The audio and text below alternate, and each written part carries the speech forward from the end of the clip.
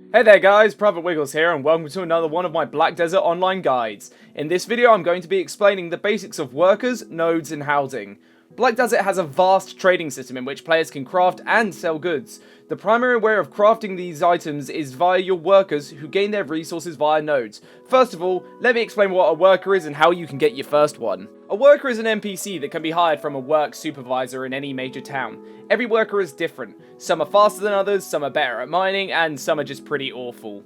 To get your first worker, I'm going to assume that you're doing this in Valia, as this is the first town that has a work supervisor, and he is called Santo Manzi. But before you go ahead and purchase your first worker, you're going to need to have somewhere for him to live.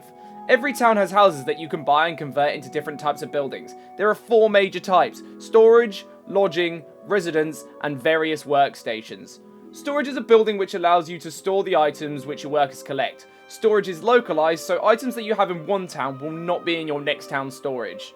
Lodging is the building type that allows you to give your workers somewhere to live, so you'll need to get these if you want more workers. Residence housing is like your personal home. You can decorate it, you can add ornaments that you've collected on your adventures, and you can either add some unique crafting items. For example, the cooking utensil, but we'll get down to that later in the video.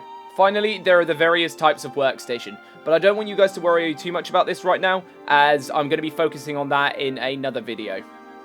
You'll probably also notice that you can only buy certain houses. This is because some houses have prerequisites. For example, you have to buy the number 21 house before you can buy the 22 house. You can see small white lines linking these houses together, meaning you have to purchase them in order. You can also upgrade many of your buildings with the arrows next to them. So if you upgrade a storage space, you get more storage. Upgrading a lodging allows for more workers to live there, and upgrading a crafting stations allows you to make better items. So the first thing we're going to need to do is buy a lodging building. To do this, press M to open up your map, and then click on the big blue sign by Viola. Select any house that is blue. This means that they are available for purchase, and then select lodging. Different houses allow you to make different stations, so make sure you don't get rid of a workstation that you're going to want later down the line. When you purchase a house, it will take a varying amount of time to complete, and you have to pay contribution points to buy these houses, but these points will be refunded if you sell the house. Sometimes they will also cost you silver. Now that you have your lodging building, we need some storage for your workers to put his items in. Go to the building menu again, and this time you're going to purchase a storage unit. Once both these buildings are completed, you're ready to purchase your first worker.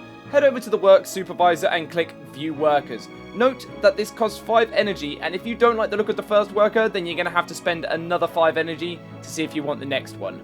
After you've purchased your first worker, you need to send him to work. But to do this, you need nodes. So let's move on to explaining what they are and how they work. Nodes are spread throughout the Black Desert world and are used for allowing your workers to gather resources, and they are also used for trading products. To activate one, you must first discover it by speaking to the node manager.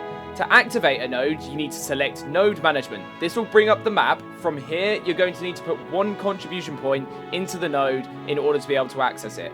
Once you've done that, you can select the available items at it that you wish to gather. However, it must be connected to the town where your workers live in order for them to be able to work there. If the node is too far away, then you'll need to discover the connecting nodes in between the town and the node that you want to mine at.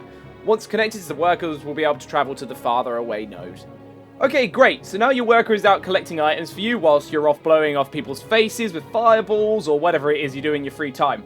But your worker's going to get pretty hungry doing all this work for you, right? Well, apparently these workers are alcoholics and survive purely on beer, so let's get them drunk, I guess? To create beer, you only need to go and collect 1 item, and those are potatoes. The other 2 items can be bought straight from the tavern in any town, so let's go get some potatoes.